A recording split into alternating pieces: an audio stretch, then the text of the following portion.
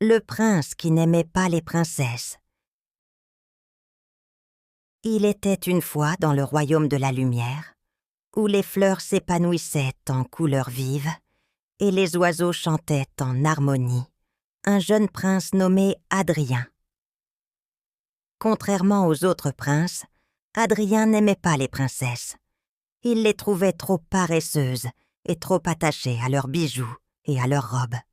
Il préférait explorer les forêts sombres et les marais boueux, où il pouvait découvrir des trésors cachés et des secrets oubliés. Un jour, alors qu'il traversait une forêt dense, Adrien entendit des bruits de combat.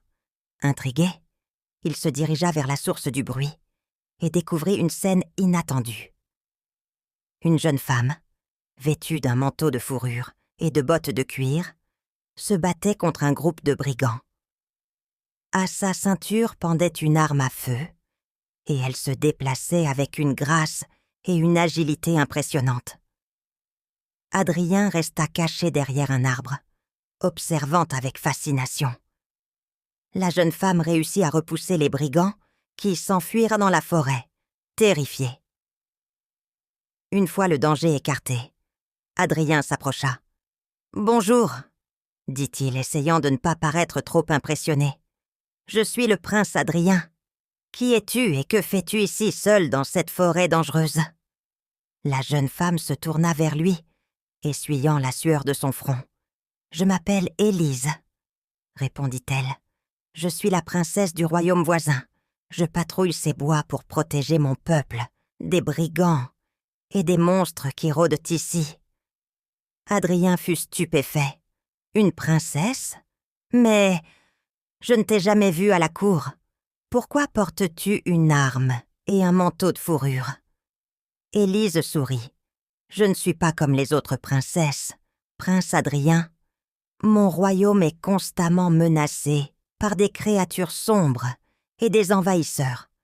J'ai appris à me battre pour défendre ce qui m'est cher. » Adrien, impressionné par le courage et la détermination d'Élise, proposa de l'accompagner dans sa patrouille. « Peut-être pourrais-je t'aider ?»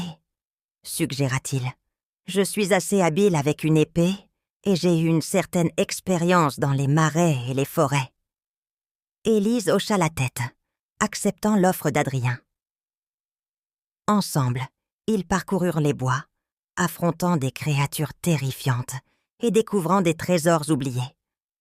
Peu à peu, une amitié sincère naquit entre eux. Un soir, alors qu'ils faisaient une pause près d'un feu de camp, Adrien se tourna vers Élise. « Tu sais, Élise, tu es différente de toutes les princesses que j'ai rencontrées. Tu es courageuse, forte et indépendante. Je t'admire vraiment. » Élise le regarda avec des yeux pétillants. « Merci, Adrien. Toi aussi tu es différent des autres princes. Tu es humble, généreux et curieux. Je suis heureuse de t'avoir rencontré. » Leur conversation était souvent profonde et philosophique. Ils parlaient de leurs rêves, de leurs peurs et de ce qu'ils espéraient accomplir pour leur royaume. Adrien était particulièrement touché par la passion d'Élise pour la justice et la protection de son peuple. Un jour, ils reçurent des nouvelles alarmantes. Un dragon terrifiant avait été aperçu près de la frontière de leur royaume. Sans hésiter, Élise et Adrien décidèrent de l'affronter ensemble. La bataille fut épique et intense, mais grâce à leur courage et à leur coopération, ils réussirent à vaincre la créature. De retour à la cour, ils furent accueillis en héros. Le roi du royaume de la lumière, impressionné par les exploits d'Élise, lui offrit sa reconnaissance et son respect. Les nobles, qui avaient autrefois méprisé Adrien pour son mépris des princesses traditionnelles, commencèrent à voir en lui un véritable leader. Un soir, lors d'une grande fête en leur honneur, Adrien prit Élise à part. « Élise, » commença-t-il, son cœur battant la chamade, « je n'ai jamais cru que je pourrais aimer une princesse. Mais toi, tu es différente.